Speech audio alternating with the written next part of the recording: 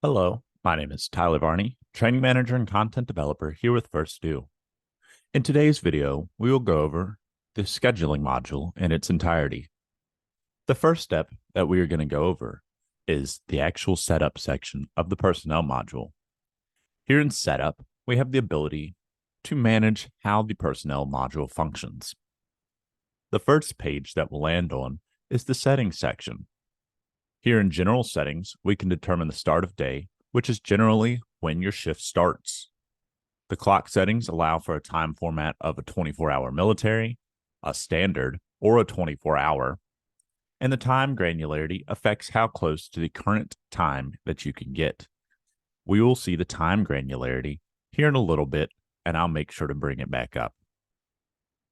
The maximum consecutive hours allows for you to set a maximum amount of hours an individual can work.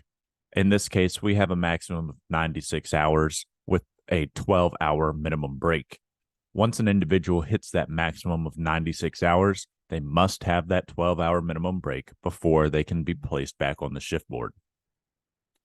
FLSA cycle settings allows for you to set the FLSA cycles for your agency. The cycle length will be put in the cycle length section, and then the start date, the start of that cycle, or the first cycle that you are using the First Due system will appear in start date. Shift reminders allow automatic reminders to be sent through the First Due system to employees. Select hours before the start of shift for certain work types, and the work types that you place in here under work types will appear here. And then you can select those work types from this list. The shift board settings allows you to determine how you want to input the off roster hours for an individual, either a set number of hours worked or a set start and end time. And I will bring up off roster and we'll talk about the difference here in a little bit. Shift board options allow for you to determine how you're going to place individuals on assignments, either by rotation by default, which is really helpful for when you're first setting up the system, you're placing individuals on those assignments. And then as you're done placing individuals on the assignment, you can switch to single day by default, which will allow you to just put them on that single day without having the rotation ongoing. We do have the ability to allow users to sign up for open vacancies on the shift board, and that is simply toggled on by this box right here. And when toggled on, you'll see the sign up requires admin approval. If you're a career department and you want to approve the sign up of individuals, or you're a volunteer department and want to approve those, you'd simply toggle this on, and individuals with the proper permissions would be able to approve those requests. The availability settings over here, these affect the MyShifts calendar for individuals, and it allows them to either set their availability based off of an assignment. The available setting assumes that they are always unavailable unless they mark themselves available, or sorry, that they're always available unless they mark themselves unavailable. And then the unavailable setting assumes that they're always unavailable unless they mark themselves available for call shifts. We're going to leave it on unavailable because this does add an additional field later on in the setup section of the personnel module. Under time off settings, we have the ability to determine the both time off and trade settings, as well as some time off rules and deduction rules. So here in time off settings, we can determine how the request will route to the approver. Are we going to let the user select who should approve the request, any admin with approve or deny permissions, and then notify on duty? Both the let user select who should approve the request and notify on duty have this toggle right here that allows for all users with the permission, allows them to approve those time off requests. The reason that the notify on duty and the let user select who should approve the request have those is because sometimes the individual who they send the request to, they might go out on sick leave or something and they're not checking those requests, and it might be a important request for the next day. It allows for somebody else to manage that request. And the notify on duty, or when you have notify on duty on, and then you select both an employee with the qualifier of and an employee working on. You might not always have a battalion chief on battalion 1. It might be the battalion chief took a vacation day and your department allows for an acting captain or a captain to step up and act as a battalion chief, or your department might brown out that battalion chief for the day. So this could cause that to be missed for an extended period of time as well.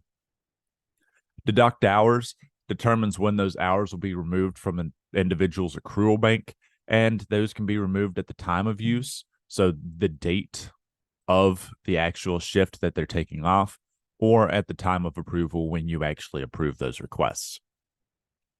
This concurrent time off section down here, this one's a little tricky. This allows for user shift overlap, so it allows for individuals to be off on vacation or something else, and also have the opportunity to get overtime. So if we hover over top, we actually have a little information box that pops up there. Whenever we're done in a section and we make any changes, and I forgot to mention this before, we want to make sure that we come up here and click the save button. If we don't click that save button, all the changes that we've made will revert back to whatever it was before. This button right here allows you to essentially reverse whatever changes you've made before you hit the save button. And then X is just like canceling. You don't want to make those changes. You messed up. On to trade settings. Trade settings also have the approved routing section. So we can allow the individual to select who should approve the request. If your department doesn't require approvals for shift trades, you can do the no approval required, and then the notify on duty, which allows for the individual working on or with the qualifier of to receive that request. The default options when an individual is working for somebody. So if I enter a shift trade with an individual and I am working for them, I do have to have a work type. So that work type will be set up down here in work types, but the work type is going to be whatever your department selects or decides to use. And then the individual off will also have to have a time off type. And that time off type we'll talk about setting up down here as well. Reports. Down here, if we want it to appear as though I'm working, even though I'm off because of a shift trade on those payroll reports, I can toggle this on. And we also have this nice little information box that pops up when you hover over top of it.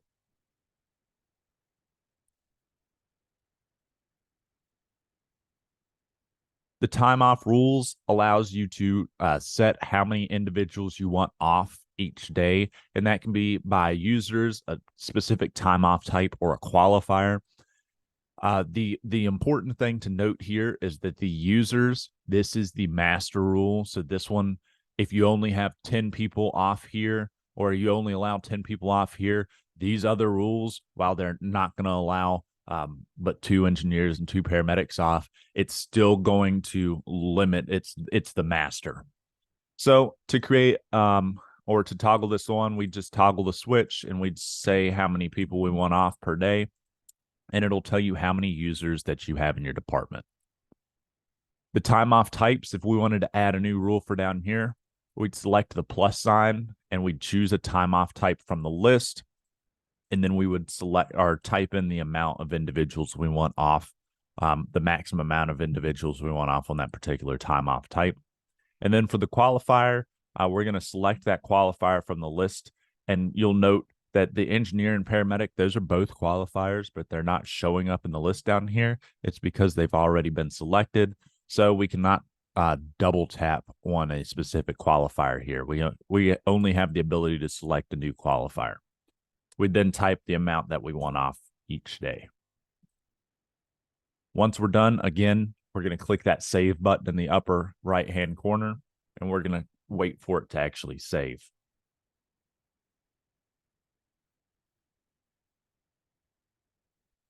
Next is deduction rules. So here in deduction rules, you have the ability to manage how time off or vacation or any time off type is pulled from the actual their accrual bank. As an example, my department where I work full time, we take 24 hours off for our shift. However, it only pulls 8 hours from our actual accrual bank. So to set that up, I would come in here, click the plus sign, and then I'd choose the qualifiers that affects. In this case, it's going to affect all of these main qualifiers. Next, I'm going to select the time off types that it affects. In this case, it affects both vacation and sick. And then I have the ability to add a rule of time. The real hours, so this is the actual amount of hours an individual's taking off. Is it a fixed or is it a range? So if it's from 1 to 2 hours, do we want to only pull 1 hour out? In this case, we're going to say it's a fixed amount of 24 hours because that's what I would take off at my place of employment. The deduction type down here, you have the ability to do either an hour or a shift. So time off types, you can set those accruals up to be a shift instead of hours. In this case, we're going to leave it to hours. And then the deduction amount, we can do a fixed or a rate. So if we wanted to say, in my case, it would be 8 hours that is actually deducted from that if we use 24 hours. But let's say that I wanted to pull more hours, or I wanted to pull a rate of hours. If I do 24 and then I'm actually deducting 1.5, I'm going to be pulling 36 hours out of my leave bank. So in this case, we're going to leave it at 8 hours, and we're going to come up here and click the save button. Once we click that save button, we're going to have the ability to click this save button, and then that new deduction rule appears there. Call shift rules. So here we have the ability to set up different rules for different qualifiers, as well as change some of the settings for call shifts. Any archived rules are rules that have been deleted. So that's where those will all appear. And then your agency is automatically dumped into a default rule. So all of your qualifiers will be in that default rule. And then you can manage additional rules as needed. To add a rule, in this case, I'm going to have to go in and delete some of these rules so that I can actually select some qualifiers. But to add a rule, we would come up here and select add a rule. We'd type in our name, and then we would determine if it's the default rule. If it is, it doesn't do anything. It puts this nice little star over next to it, but it doesn't change anything. To use global ranking, individuals with qualifiers or qualifications, they have the ability to be placed into multiple qualifiers. So I could be in the battalion chief qualifier, as well as the engineer qualifier, as well as the paramedic qualifier. If I get call shift hours for the paramedic qualifier, and I want those hours to also affect the battalion chief and the engineer, this use global ranking will allow that to happen. If we hover over top of it, it does give you a nice little information box. I'll let you read that there for a moment. But it allows for that to happen. So down here, we can associate with those qualifiers, and then we're going to just select battalion chief in this case. We'll then determine the list sorting. So how's the list going to sort? How's it going to function? And we have the ability for rotating, hours-based, or a static seniority. Rotating, hours-based, and static seniority, those all base the initial look of it, how everybody's placed on there by the individual start date. That's their seniority date. So static seniority is going to keep that most senior person at the top all the time.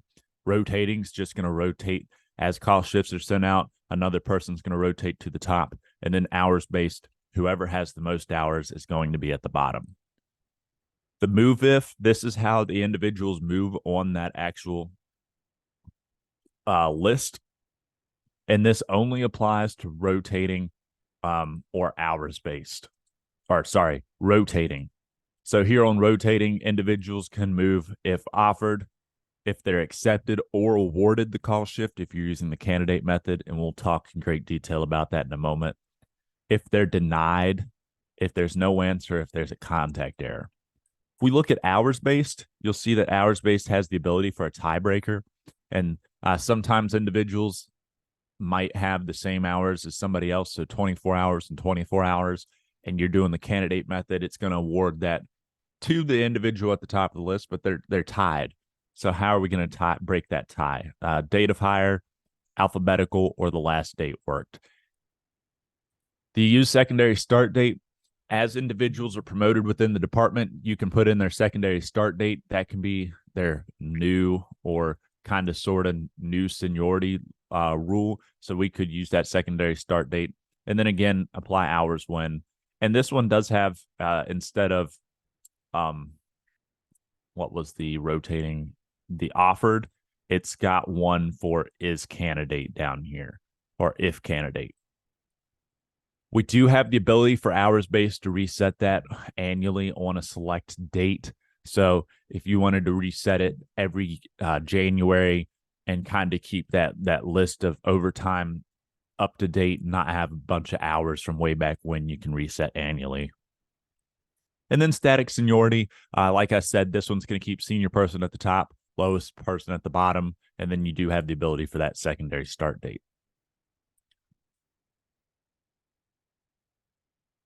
In the settings, here we have the ability to toggle on the candidate method. What the candidate method is it's a way for the department to send this call shift out to everybody. Everybody has the ability to kind of bid on this call shift and attempt to take the overtime. However, until that deadline occurs, that call shift won't be awarded. And when that deadline occurs and the call shift's awarded, it will be awarded to the individual closest to the top of the list. So the candidate method is good for if your department wants to do it, it's good. It's a good method. A lot of people are using it. When we toggle on the candidate method, you'll notice that the default wait time disappears. The reason for that is the default wait time is a way for, and we're going to explain the default wait time here now, but the default wait time is a way for individuals to receive the call shift, have a little bit of time to breathe and a little bit of time to go, I don't know if I can work this, or I think I can make this happen, before it goes to another individual. They don't have to try to take that call shift while a pile of people are attempting to also take the call shift. The default deadline, the default start time, default call shift work type, these all affect the actual call shift when we're initiating them, and how or what work type individuals are placed on when they accept or awarded that call shift. The count 10 or 14-hour shifts as 12-hour shifts, either rounds up or rounds down, and makes a nice 12 hours. And then the call shift hours, this is when the hours are actually applied to the rankings value, either the day that the shift actually happens, or when added. The auto hire, if signed up, this is the section that I was talking about earlier when we were looking at the availability settings, and I said that we're going to leave it as unavailable. If an individual marks themselves available on their MyShifts calendar, the system does have the ability to auto hire them. And if we hover over top of any of these information blocks, you'll see this information there.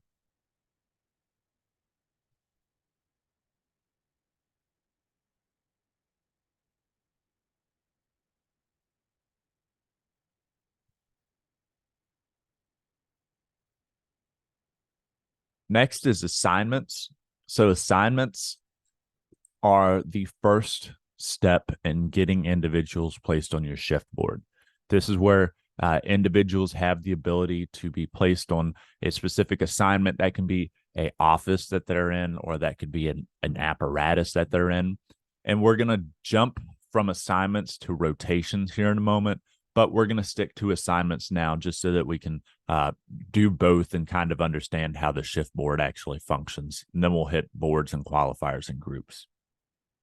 So here in assignments, the active or any assignments that are currently showing up on your shift board. Archived are any assignments that have expired. Add assignment, we're going to type in the name. If we want to, we can type in an address, and then we can associate this with specific apparatus. If your department's cross-staffing, say you're staffing both an engine company as well as an engine company, or sorry, both an ambulance as well as an engine company, you can select multiple apparatus here. And if you're using First Due for your fire reporting needs, it will pull the appropriate individuals based off of the appropriate apparatus sent. Boards, which are here, are like a quick saved view. We can add this to a particular board if we want to. And then the recurrence rule. How do we want this to appear? Give me one moment.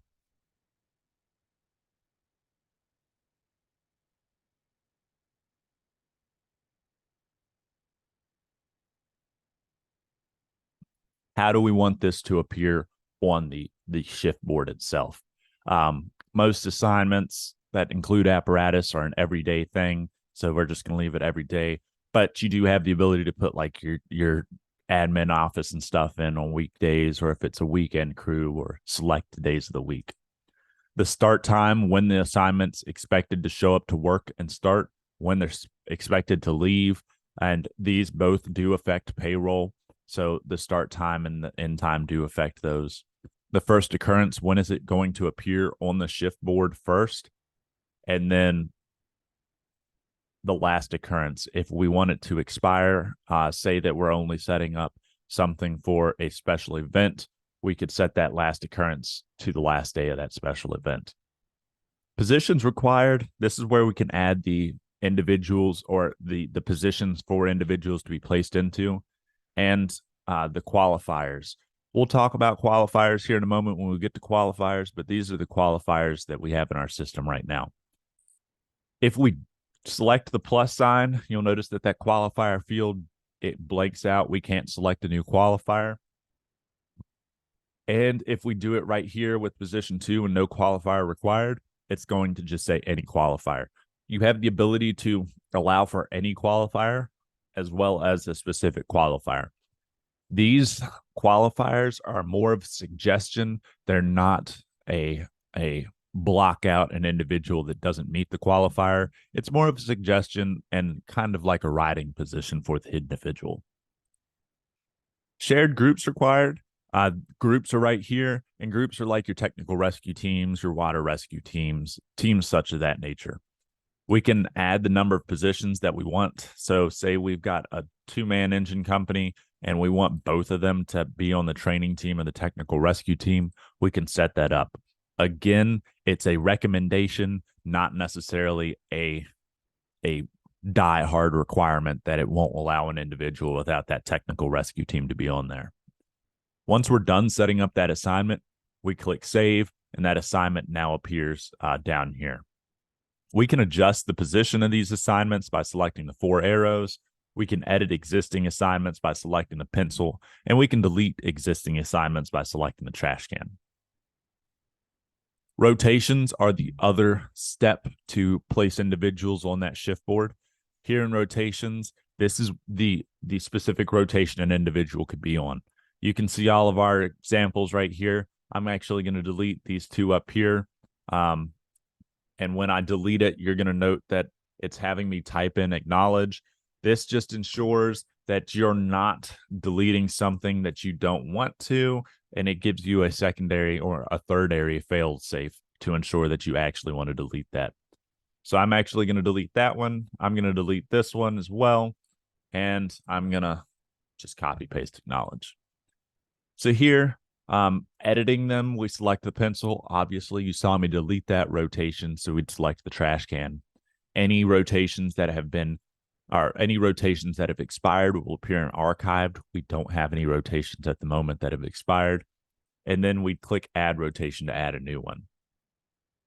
So we'd type in the name, we'd select our recurrence rule or how we want this to appear.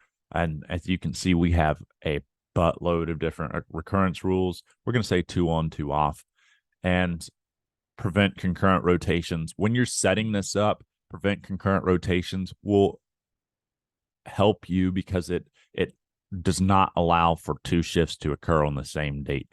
So if you've got A shift, B shift, C shift, it won't allow for A shift and B shift to be on top of each other. Show on shift board. On the shift board at the top, there's a legend that shows all the different rotations for the day. If you want that to appear up there, you can toggle this on or off, and then associate with a shift. We can associate this with a particular shift within our department.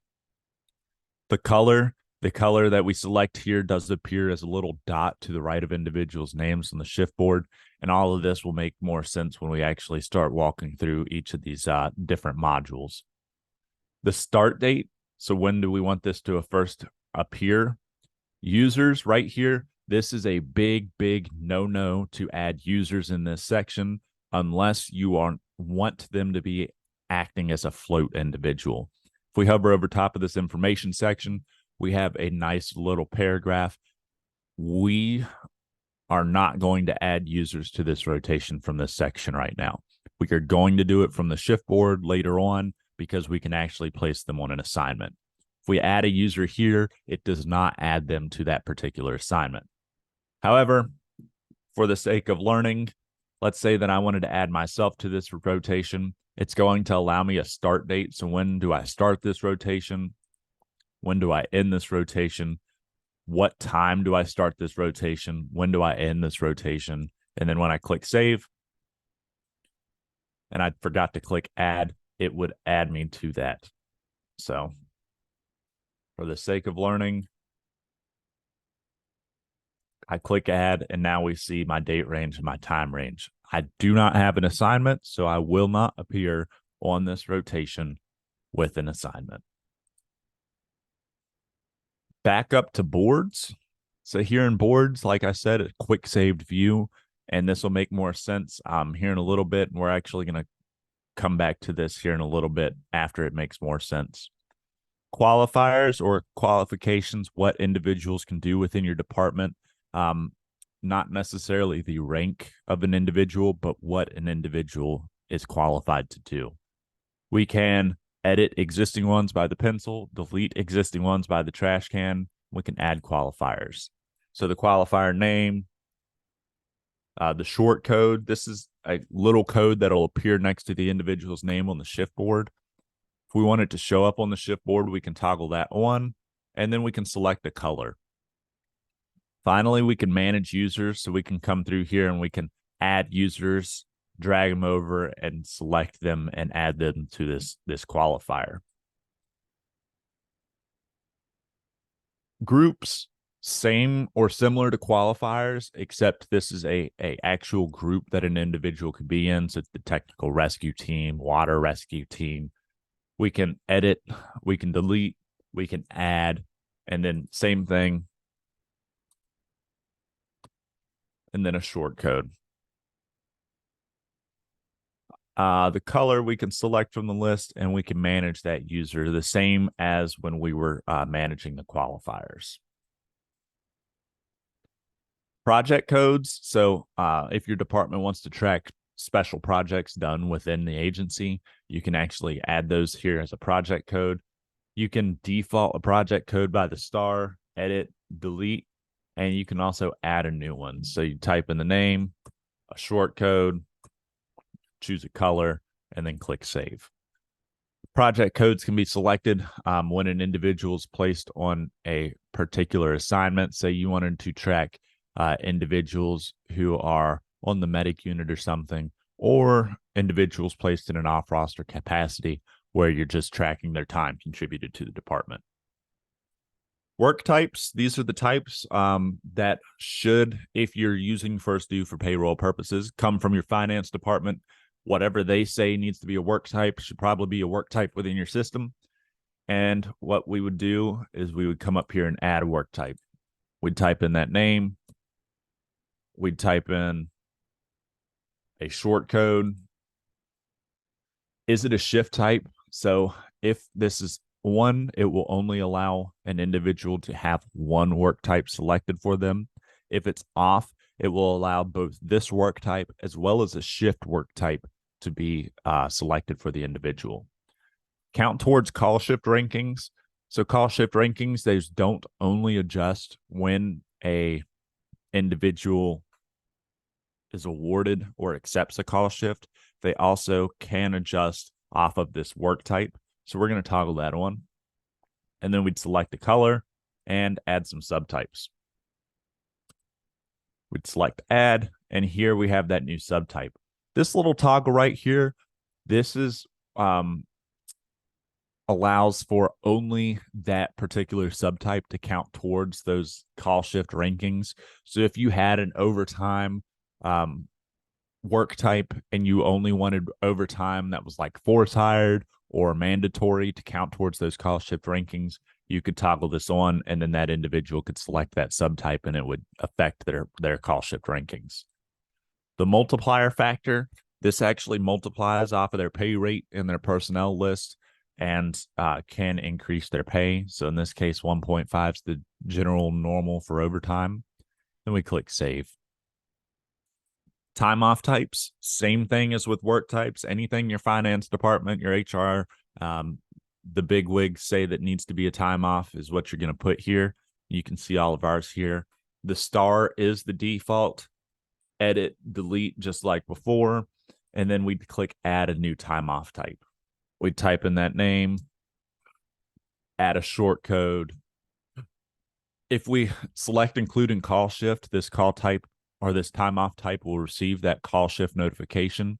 If we leave it off, individuals on that time off type won't receive a call shift. Protect, this hides this time off type on the shift board unless you have the proper permissions to see those protected time offs. And then down below that, we can select a color and we can also add subtypes. So if we want a particular subtype, we can add those there. Once we're done, we'd click save and our new time off type appears at the bottom of the list. External sharing generates a link to view your shift board, and this link is only good for 1 year from the date and time that you created it. So we can see here we've got 2, and if I select one of those, it actually opens that link to the shift board. Individuals can receive this link. They can see your shift board. However, they don't have the ability to make any moves to your shift board. All they can do is view it. To generate that link, it's really simple. We'd select generate shared link, and that link will appear here, and it'll automatically copy to your clipboard. And then we can click OK. If we want to revoke, say we don't want that person to see it anymore, we sent them this link, we can delete that shared link. Accrual profile. So the first step before we actually get to accrual profile is to put those time off types in. And then when we get to the accrual profile, the second step is figuring out what your locality or how your locality accrues time off. So in this case, we see we have some of the normal first year to the 21st year plus. Then we have some test ones down here. First step is to click the plus sign and then give it a profile name. And then we're going to click save. Our new accrual profile will appear down here. We do have to select it, and then we have the ability to toggle on any of these time off types. So here, we're going to toggle on sick leave. We have the ability to say that an individual accrues however many hours, days, or shifts every either 30 days, day of the month, monthly, every year, or annually. And then they are only allowed to accrue this amount before it starts just leveling out on the actual accrual profile. We can do that for all the different profiles that we see there. Finally, is the FLSA rules. This section does require the FLSA cycle settings to be turned on and a cycle length and start date to be placed in there before this will allow you to put in any FLSA rules. I'm going to delete this rule and then we'll create a new one. So we'd go in and we'd add rule. We'd say if an employee works over and 256 hours in an FLSA cycle, so that 28-day period, we're going to export those hours above that 256 as overtime for all employees with these particular qualifiers. We can filter that down. If we want to include all work types, we can include all. If we only want their regular hours to be included, we can select that. If we want to include all time off types, we can include all, or none, or we can include whatever time off types that we want to appear there as well. Once we're done, we'd select save, and that new FLSA rule would appear there. The next section that we're going to look at is personnel lists. And I'm going to take just a moment to drink some water. I'll be right back.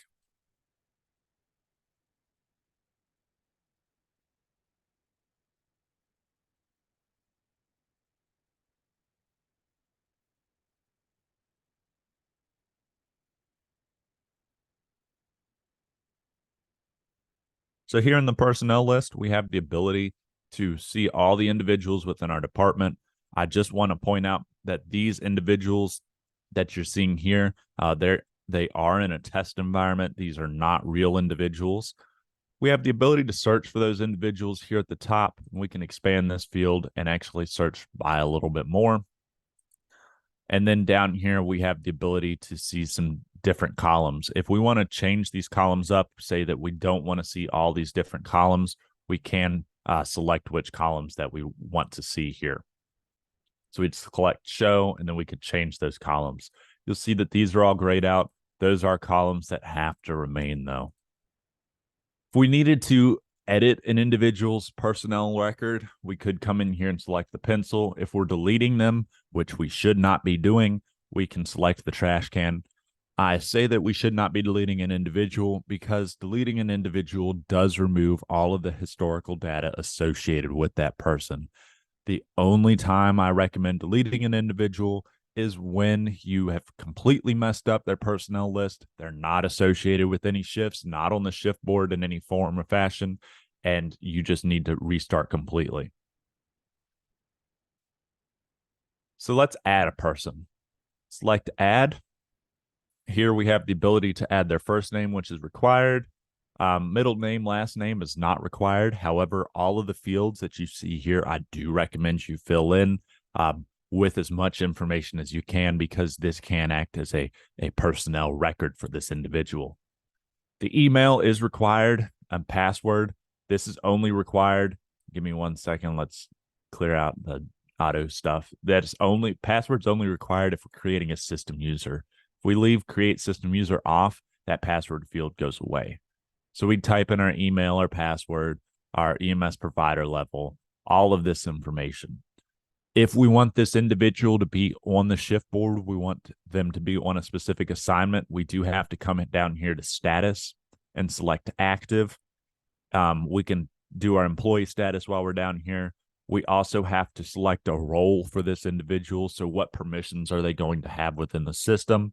And then finally, if this individual is a system user and they're going to be accessing the First Do system, we can toggle this on, send credentials to user, and actually have those credentials sent to them instead of us having to go find them and talk to them. So let's close out of this. We're not going to create that one, and we're going to jump into Scott. We're going to look at Scott. So with Scott, I have several other sections that appear on the left-hand side, including emergency contact, certifications, accruals, NMSIS, pay rate, and employment history. We're going to look at some of these different sections. Some of these are going to be hit in other walkthrough videos a little bit more in detail. But in the personnel details section, let's look at this. Down here, some sections that I jumped over on purpose. This is the start date that an individual, their seniority date, basically. Their rank, their qualifiers, and the groups that they're associated with can be associated down here. And those will actually appear on the shift board for this individual as well. Is training instructor, if you're using the training module within the First Do system and the individual is going to be training individuals, that does have to be toggled on. This social security number section, you'll notice that it's all blacked out when I type in numbers. If I click the I, it'll actually show those numbers. And then again, if you see save, click save. I'm not going to save Scott's information. Emergency contacts, we can add 2 emergency contacts. Both of the sections have the same fields, and we can see name, relationship. None of this is required. All of it's optional. However, like I said, fill out as much information as you can for this because it can help you on the back end. Certifications that are associated with the individual can be placed there in this area right here, as well as the training module. The benefit to placing a certification in this section is you can actually add an image of that certification.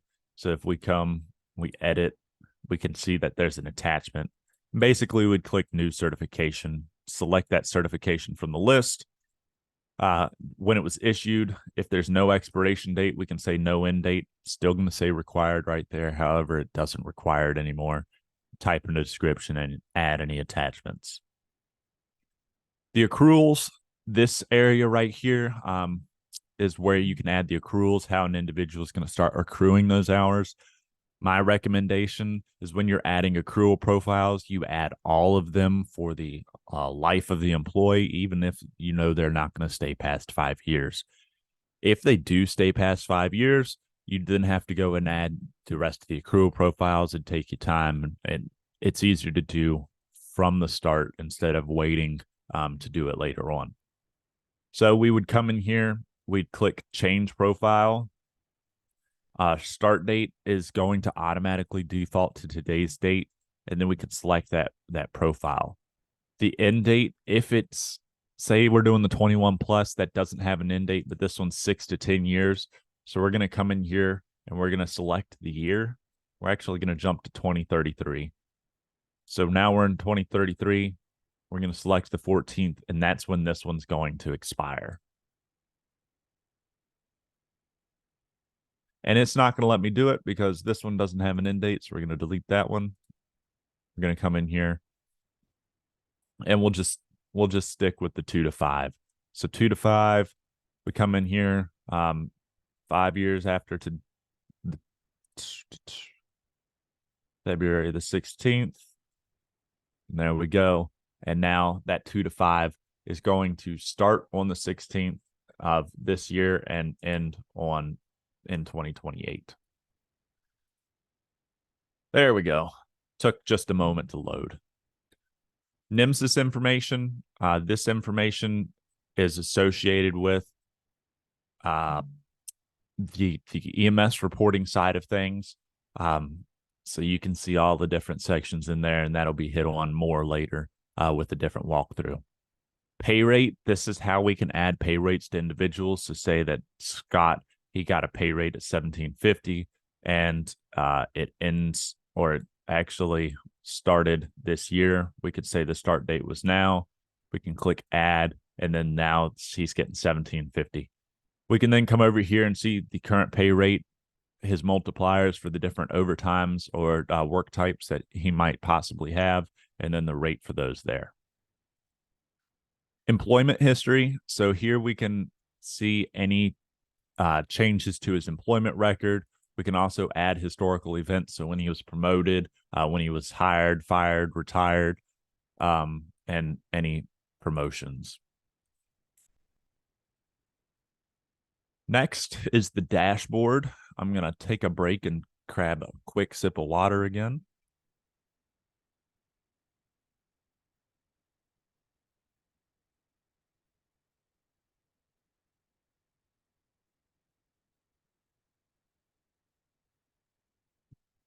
So here in the dashboard, what we see is the profile, today's assignment, any announcements sent to the department, as well as the time off bank. So in the profile, you'll see that there's a little gray man right here. You also see my name and my qualifiers and groups that I'm associated with.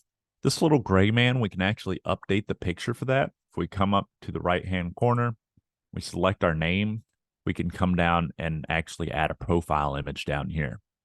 We also have the ability to change some of the settings, including our email, our name, a phone number. If we're marked as an inspector within the system, we're going to see inspector phone right there, a signature, the time zone that we're located in, and then all dispatches, which affects how we receive dispatches through the First Due mobile app.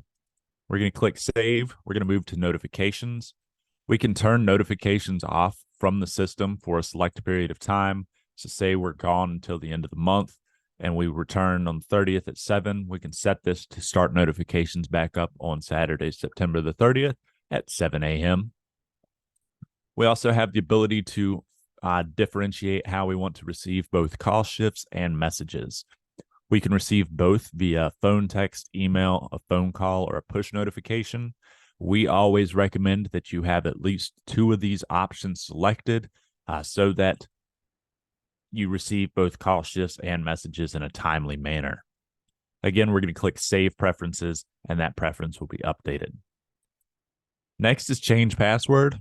Really self-explanatory. You type in your old, you type in your new, and you confirm that new, and your password will be updated. Back to the dashboard. Any announcements that your department places in the announcement section will appear here. And if you are adding an announcement, you can select the plus sign. You would type in the title, the announcement body, and start date and end date. This allows you to only show this announcement. Say we only want to see it tomorrow. It would only show up for everybody in the department tomorrow. After tomorrow, it's going to just hide from everybody. Required reading is going to pop up a box kind of like this that has the announcement in it, and you are required to read that announcement before you move on throughout this page. While we're on the announcements, it's important to note that the dashboard does not have much use. Individuals are not going to use the dashboard that much. So important announcements should not be placed in the dashboard. They should be placed or should be sent as an email or placed on the dashboard and backed up as an email or message. Today's assignment, if we were working today, our assignment would appear here in this list. It would also show the other individuals on that assignment with us. The bank of hours, this is where we can see how many hours we've earned, how many hours we've used. And if we hover over top of these, we can see that I've used 283 hours of 264 of sick leave. And then we can keep on going down and seeing the colors associated with those. The time off request by days of the month. So we've got the days of the month, 10, 20, 30, and then the months of the year down here. And these dots are close to when we use those time offs around those days of the month. Next is My Shifts. So here in My Shifts, we can see our work schedule either by a month or by a weekly view. So we switch over to week, we can see that weekly view. We can jump ahead month by month or week by week by selecting these little blue arrows. When we do that, we'll see that the Today button does highlight blue, and that just tells us that, hey, you've got the ability to rapidly return to today's date. The calendar right here allows you to jump to a specific date in the month or jump month by month. If you select the month's name, you can actually jump farther out. And if you select the year, you can jump 10 years forwards or backwards. If we look through this calendar, we'll see that any time off for trades are in yellow. Any available days are in red. Green. Any working days are in red, as well as any unavailable days are in red. If we look at this, it's pretty self-explanatory. The big yellow box is the today's date. If we wanted to mark ourselves unavailable, say that we are unavailable for call shifts or something on the 25th of this month, we can actually select that and set our, if we are available for call shifts on the 25th of this month, we can set ourselves available. And now the whoever sent in the call shift knows that, hey, I've got at least one person available for call shifts this date. The other thing that we can do is we can actually multi-select. So we can select multiple days that we want to mark ourselves available for. And we can also do multiple selection when we want to take multiple days off. So if we select the 18th, the 20th, we can come back up here and we can request that shift trade or time off. If we only needed to do one day, we could select the 22nd. And again, we'd see this ability to request a shift trade or time off.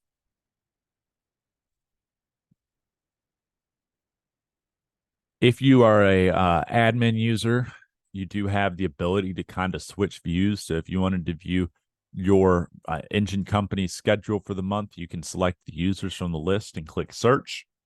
And you can see those individuals now appear on the My Shifts calendar.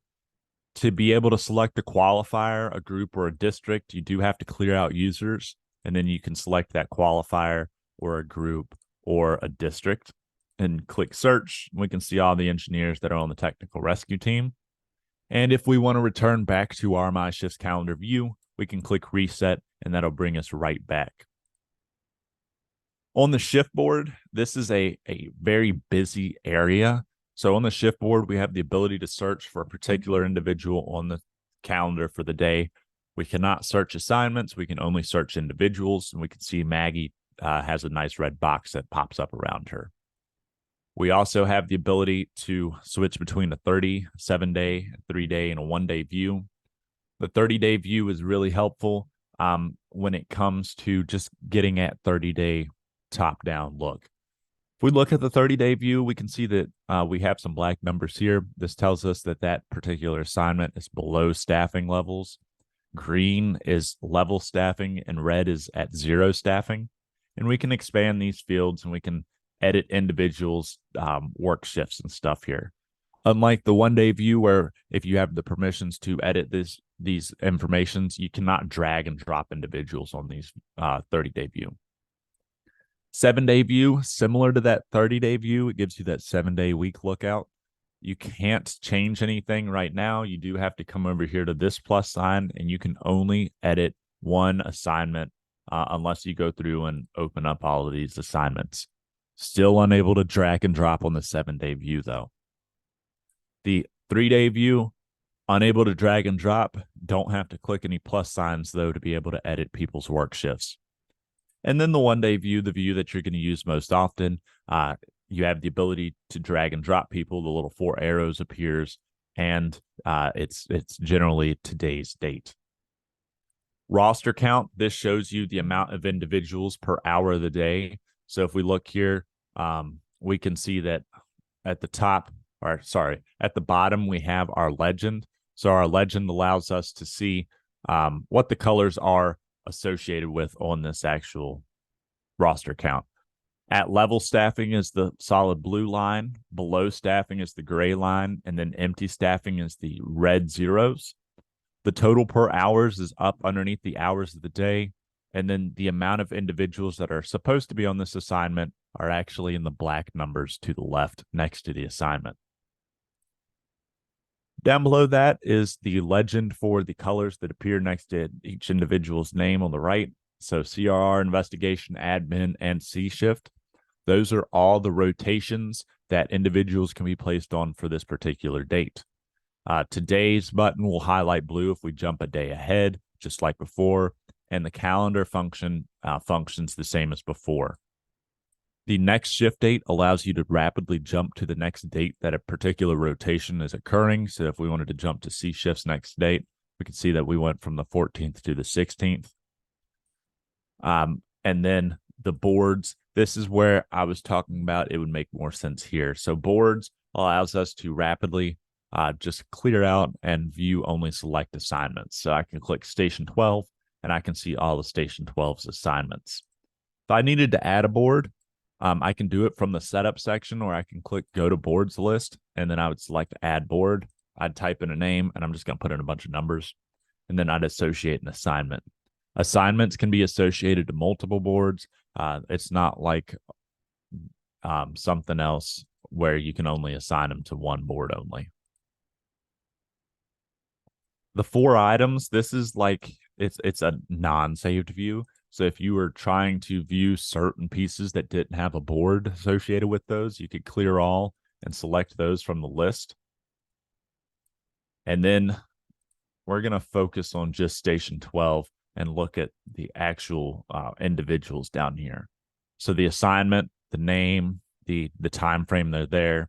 This little red bar over here, this is actually associated with their work type. So in our case, regular is red.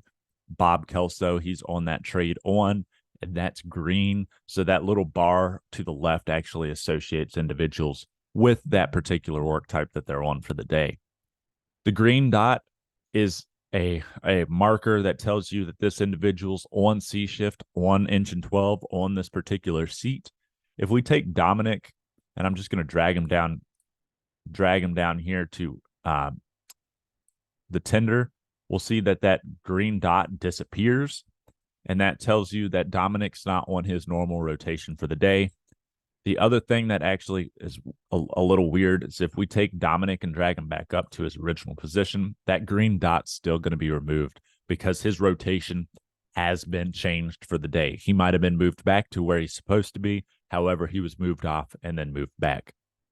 If we hover over top of, give me 1 second, we're going to go to admin. If we hover over top of James here, we'll see some additional information with him, his work type, the groups he's associated with, the rotation he's on, his phone number, and we'll also see when he was last modified. So when was the last change made to him?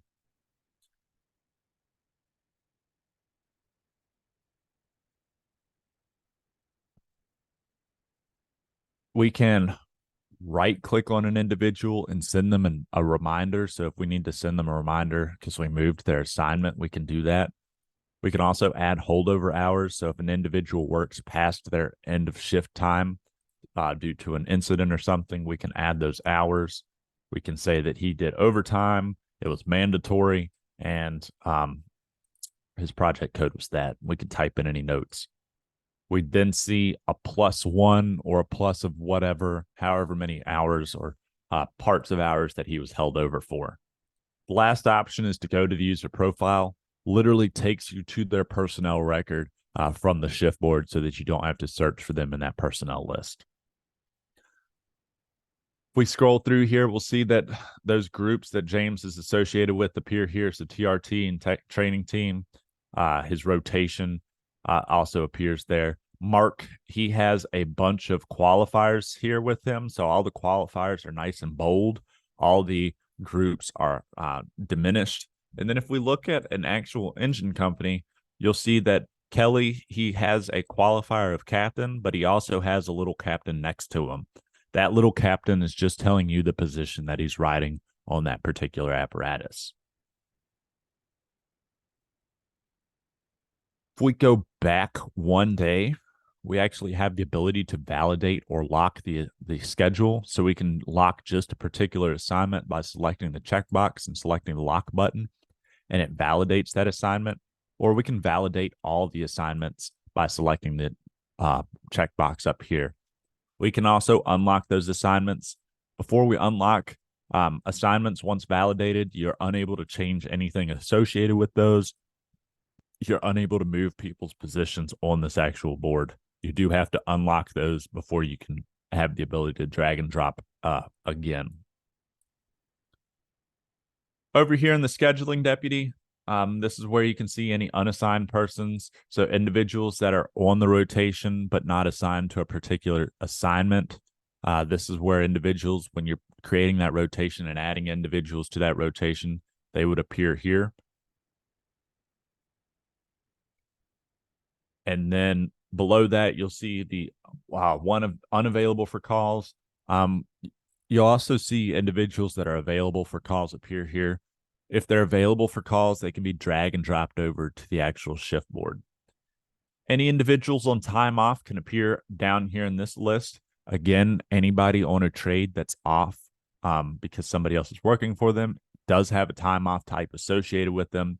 And then any trades will appear down here with the individual that did the trade. Any call shifts, say your department's doing a call shift to upstaff due to a weather emergency, special event, any of those call shifts that have been sent out and accepted will appear down here in the one call shift section where you can drag and drop as needed. And then off roster, this is where you have the ability to add individuals to the shift board in an off roster capacity. So these individuals are people that came in, they did a special project within the department. So let's say they did overtime, they voluntarily came in to do gear maintenance. We can then determine how we want to pay them, either by duration, so they were here for 3 hours and 30 minutes, or we can do it by pay, so a straight amount, we can say $150, and then we can click save.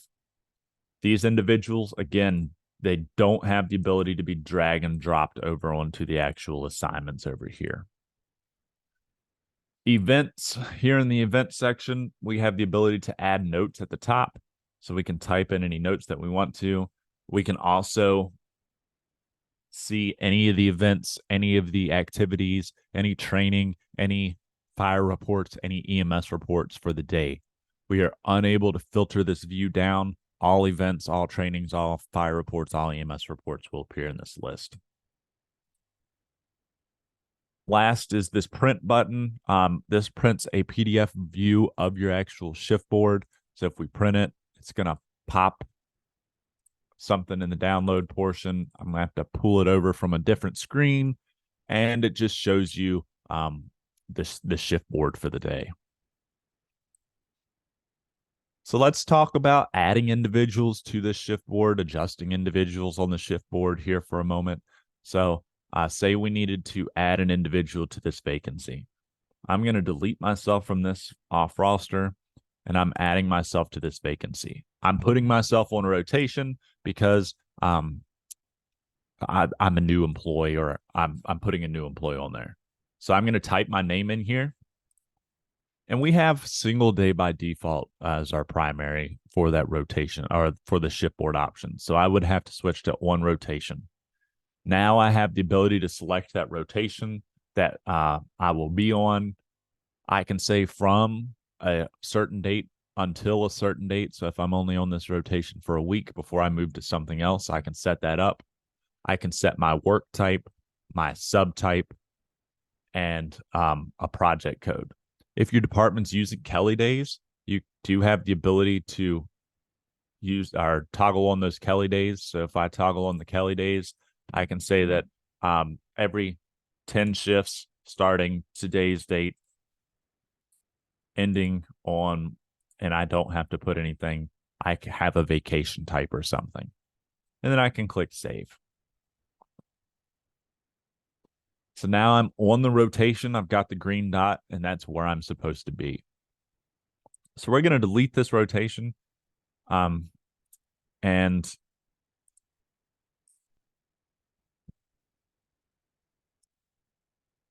we're going to say that Sam goes home. Sam's going home halfway through the day. I click his name and I drag him over here. I'm going to put in his time off type information. So he went home sick. He was able to stay at work for a little bit, but unfortunately he couldn't stay for the whole shift. So he started his sick time at 10 o'clock, and he went, it ends obviously tomorrow morning when his shift normally ends. Click save. And now we have Sam Driscoll in there for a partial shift. So he's still going to be getting paid normal for that 8 to 10, and it's only going to pull 22 hours out of his vacation or his sick bank. I could then go in and move somebody else up. So say Michael Scott, he's moving up to the engine to take that third spot. We now have Michael here on the ladder for a little bit, and then up here. And then say I need to backfill that particular ladder spot. I can come in here and initiate a call shift off of that ladder spot. We'll talk about that in just a moment.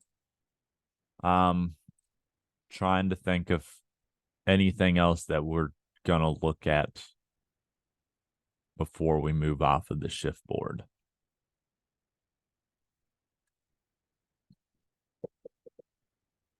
And there's nothing that I can think of.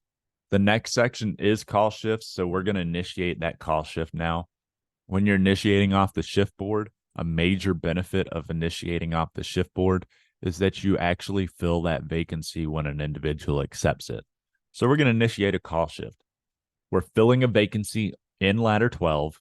The start date and time and the end date and time are automatically filled for us.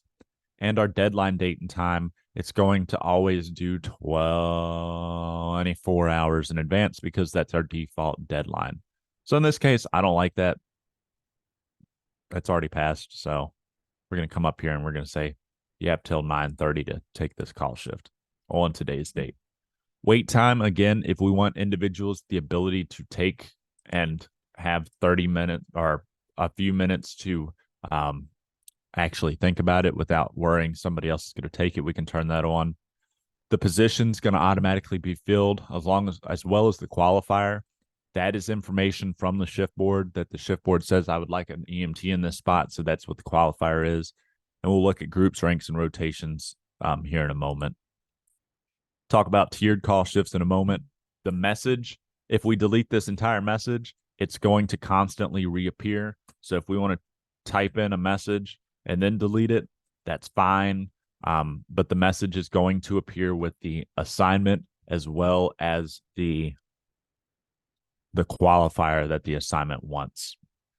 If you look over here in the call shift preview, because we are using the unavailable my shift setting, all of these individuals are marked not available. They haven't gone in and marked themselves available on their my shifts calendar, so they're unavailable for call shifts.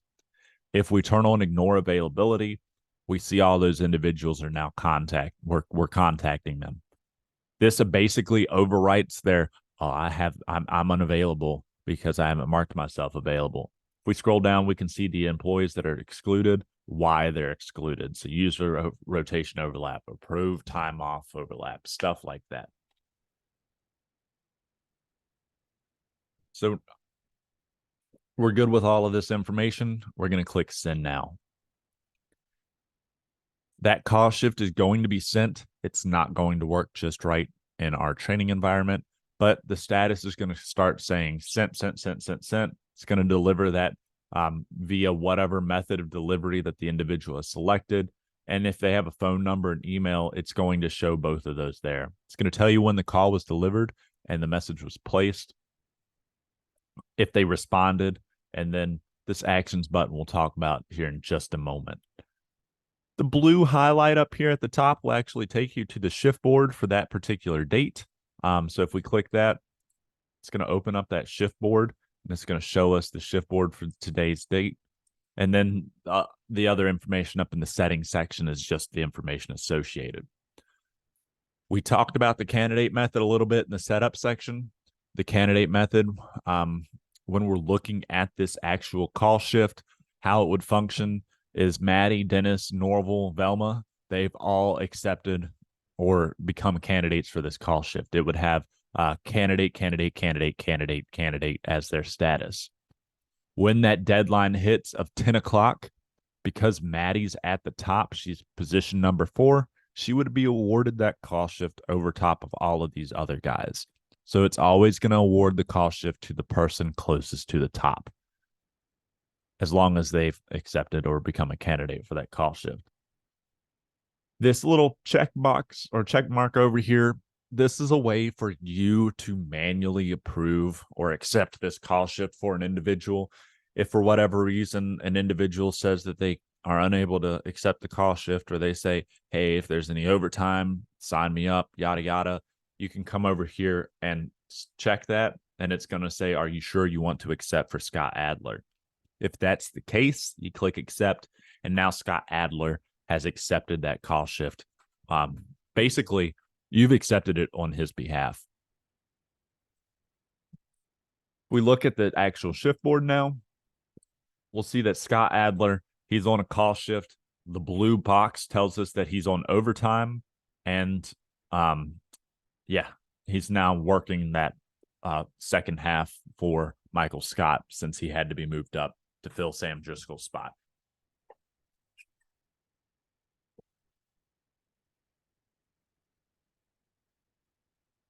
Next, we're going to look at just initiating a call shift in general. So when we're initiating a call shift in general, this is a way for your department to up staff. It doesn't place an individual on a specific assignment for the day. It just shows you and allows you to see who's available to fill any vacancies or to upstaff the department for whatever reason. When we're doing this, we're obviously going to set the start date and time and the end date and time. Say that I'm upstaffing this weekend. As soon as I select the start date of 9/16, it's going to say your end date's behind you. So we're going to say the 17th. We want a full 24-hour shift. Our deadline's going to automatically update 12 hours in advance of the start time. So deadline's 8 in the evening, start time's 8 in the morning, and then our wait time, we talked about that. Positions, how many people do we want for a specific qualifier, group, rank, or rotation? So if we want 3 captains from the technical rescue team with the rank of captain, 1 A shift, we could set that up. And we can see that when we select all of those, we only catch Jack Bryan. We don't catch all the individuals that we need.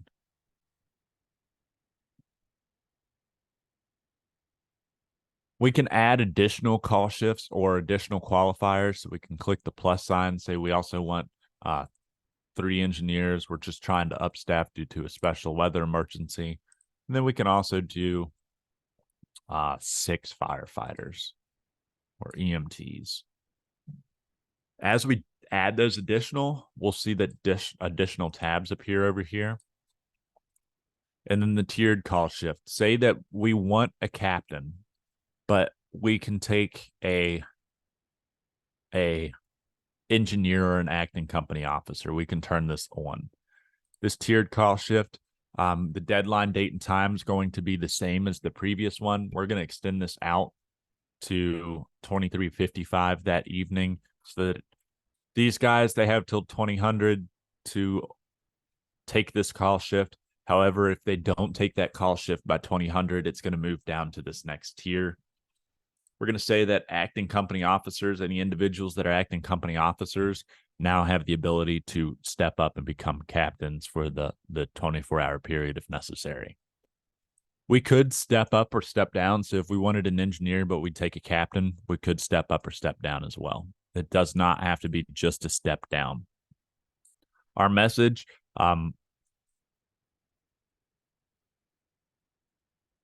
whatever message that you want to send is what you're going to type there. And then you are going to have the ability to ignore availability. Again, due to our current settings of unavailable, unless you mark yourself available, we have to ignore that availability so that we are able to contact employees. And we can scroll through here and see that we're catching a pretty hefty group of individuals each time. The captain, we're only catching 3 captains, so it's probably a good thing that we tiered that call shift down so that we catch at least 9 people in total between the two, and we have a stronger possibility of actually getting this call shift answered. But the engineer, we're catching a decent amount of people. And then the EMT, we're catching a lot of people. Once we're comfortable with these call shifts, once we're good to go, we can click send now. And it functions exactly the same as it would with initiating from the shift board. The main difference is the tiers. You're going to see tiered call shift. You're going to have the ability to switch between those tiers and the parent. So we're on the captain. We switch down to the tier, which is acting company officer. And then we can also jump to the next call shift. So we're on the engineer call shift. Now we're on the EMT, and we can jump back and forth that way. If we go to the history section, you'll see that each one of those call shifts that we sent, even the tiered call shift, generates its own history block. So even though we initiated just one call shift with one tier on the captain, we have generated its own history block on each of these. We can view the details by selecting the eye. We can delete a call shift, say that we don't need EMTs anymore. We can delete that. And we can go through and see all the different call shifts for our agency. Rankings, this is how we can see how individuals fall on the actual list. So here in the paramedic, we can see that this is just rotating. So as individuals take call shifts, they rotate towards the bottom. We have the ability to drag and drop those individuals. So if we need to drag Andrea all the way down here, we can drag her down there for whatever reason. And she will start to rotate with the list like normal.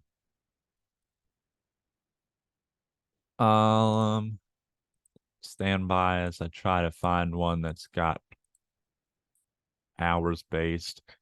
We're going to go set one up to be hours based here just so that you can see what that looks like.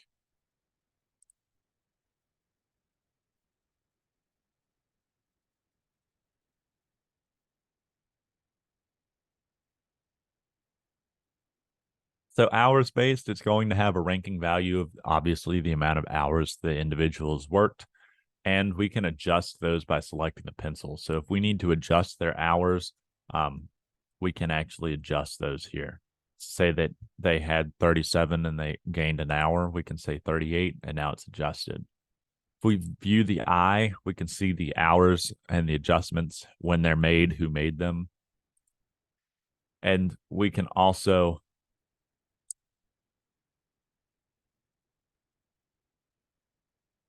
don't know where I was going. If we make a manual adjustment, say we move Clint down here to the bottom, we can revert that manual adjustment by selecting the revert button and then delete, and it'll bring him right back to whatever position he was at the very beginning, his normal position, not the position that maybe he was dropped here and then dropped all the way down there. It's going to bring him back to his actual normal position. We can also revert all manual adjustments by selecting the revert at the top. It's going to say, are you sure you want to? We're going to select yes.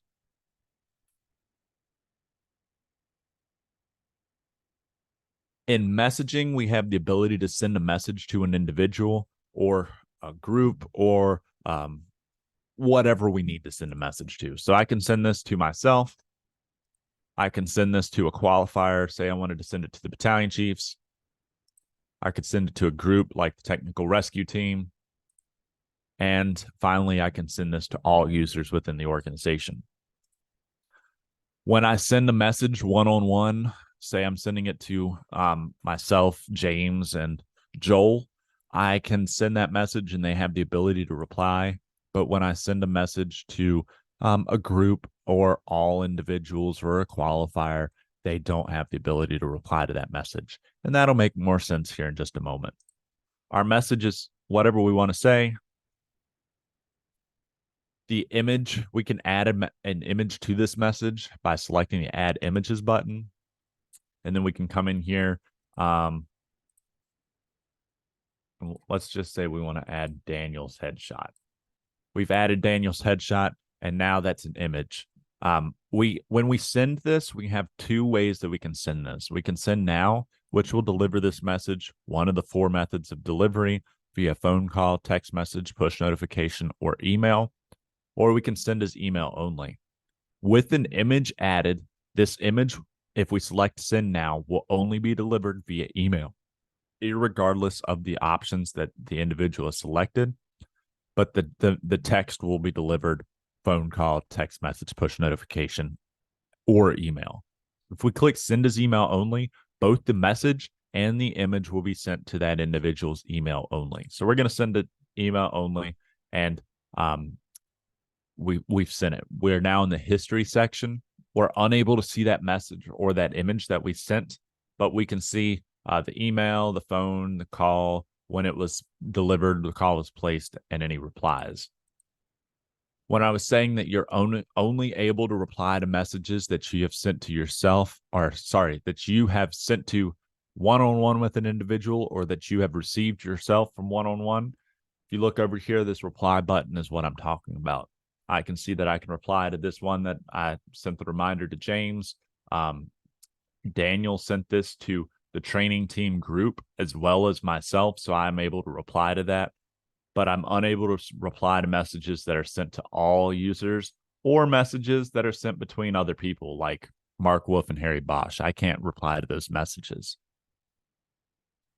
In the history section, you may have the permissions to see all messages that are sent within the department, or if you're just a end user firefighter, you're probably not going to have those permissions. The messages that you would see here in this section, if you don't have the permissions to see all messages sent within the department, would be messages that are sent from your account or to your account. So it only shows messages you're directly attached to, basically. The other thing that I want to stress is that while you may have the permissions to send messages, and you may have the permissions to view the history of messages, you may not have the ability to delete a message. So it is very important that you do not send anything inappropriate through the First Due system, because you might be able to do it, but you might not be able to get it back. So don't send inappropriate messages through the system. The action buttons that you also see here is the view details. That's the page that we were on, where we can see the replies down here if an individual replies, and then obviously the trash can if we needed to delete a message.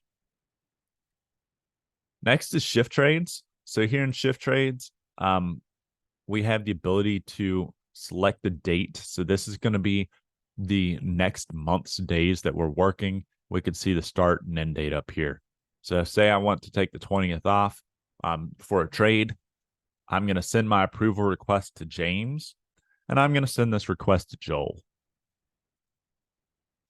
I then have the ability to select either a full or partial amount of hours. So if I need just the day half off or something, I can select those hours, and then I can submit that request.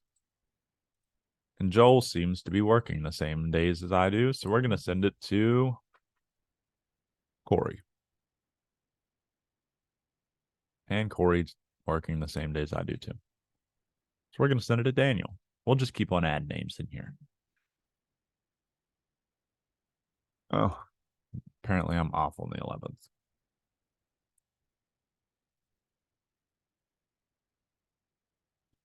So once that request is submitted, it's going to go to Daniel. Daniel has the ability to accept or decline that request by coming over here into the review section. And this is what he'll see. He'll see accept or decline, where he has the ability to say, yeah, I'll work for you, or no, I won't work for you. This is a little bit, it's not a lot of information. If we click the history button, we actually get a lot more information right here. So we can see when Chris initiated it, now it's pending at me. After it leaves me, it'll go to the final approver for their approval, and then it'll show up on the shift board. If you are approving a trade, instead of seeing accept and decline here, you'll actually see approve or deny. And once you approve or deny, if you approve it, it will show up on the shift board. If you deny it, that trade will not show up on the shift board, and it'll essentially be denied through the system. The individuals would have to try to figure out a different way of getting off. So we're going to accept this one from Chris.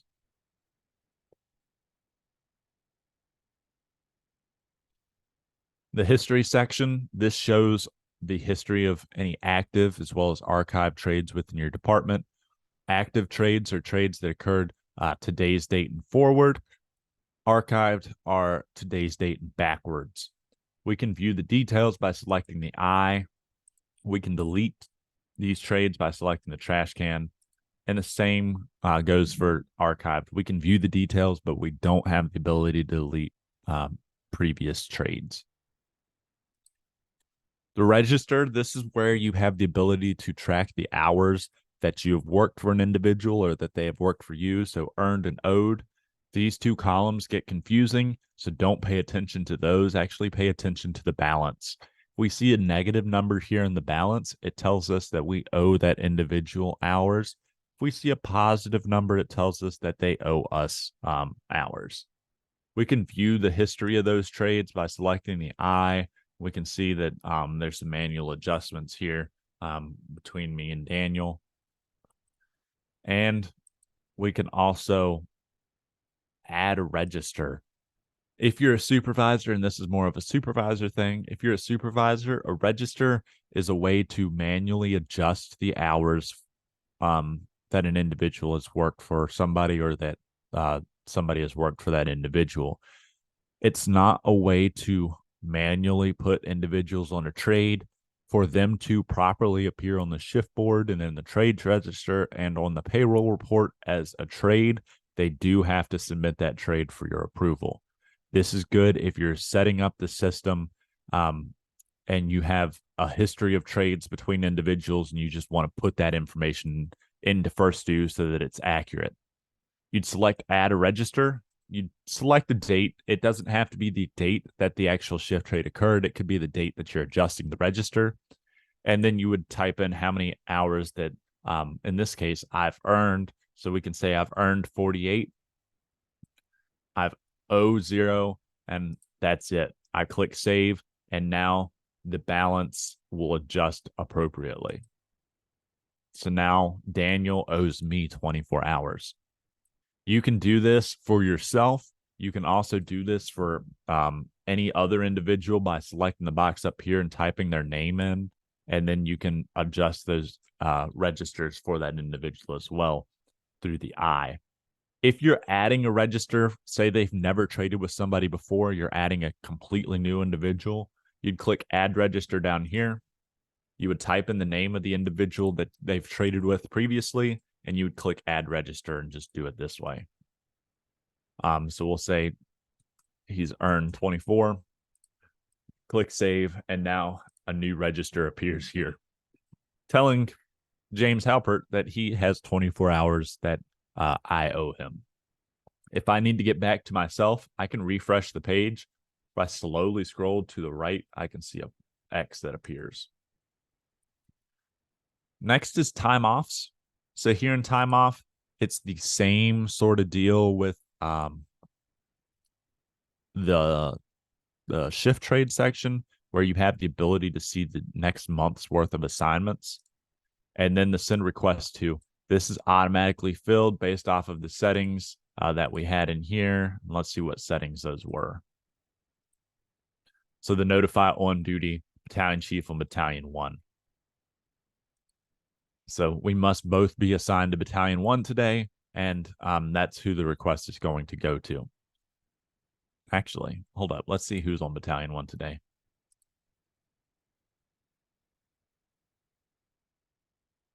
Chris Walker. So I'm not sure why I'm appearing there as on battalion 1, unless it's also capturing me from another day. Under the send request to is where we have the ability to select that time off type. The default, which is vacation in our system, is what's going to appear there first. Below that is how many hours the individual has available. So you can see I have 25 hours available of vacation. I could then type or select a subtype or a project code and type any notes that I need to.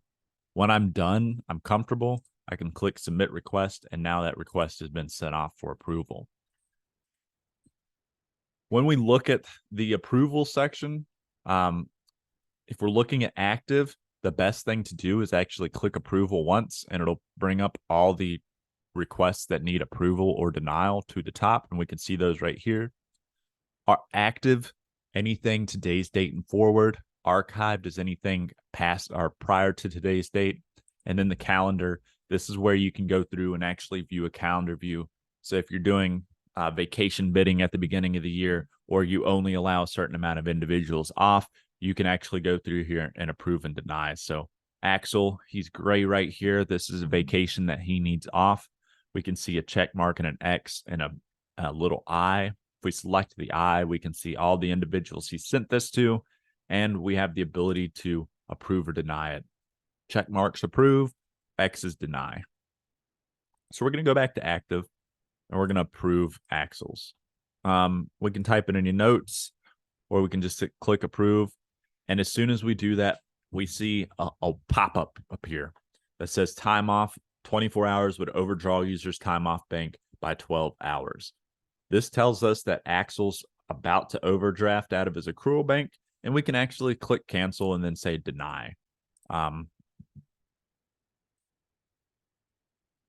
We then can say not enough hours, and Axel's request has been denied. If we view the details associated with it, it's going under my name to say denied, and it's going to say why, not enough hours. So there is a fail-safe within the system to prevent individuals from overdrafting in their actual requests. You also look down here, you'll see that Axel, this is the one we just denied, but it has an approve button over here. Don't pay attention to the approval column. Pay attention to the status column. If the status says denied, that confirms that you denied that request. The last section that we're going to look at is the system log. Here in the system log, it tracks any changes created in the personnel module. So anything that you do in the personnel module will appear in the system log. And we can see all of that information here. We can see a call shift created, ranking a Corey, we adjusted that. So that is one way that we can see the different things that we've changed within the system. I did just misspeak. There's one other thing. A department the other day asked, well, how do we adjust the ranks within our department? So you do have to have the proper permissions to do this, but it would be under departments. and then it would show you your department, and you could come in here and adjust those ranks of what you actually have within your department. The other thing that I do want to just go over is the permissions for the personnel module. And we're not going to really look at them in great depth, but we are just going to kind of look at them and explain where they're at. So the permissions for the personnel module are going to be under scheduling. And here you can see all the different ability for those personnel module scheduling options.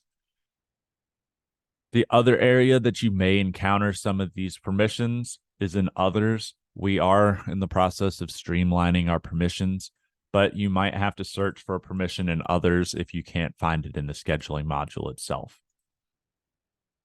So that is all I have for you guys today. I thank you for joining me.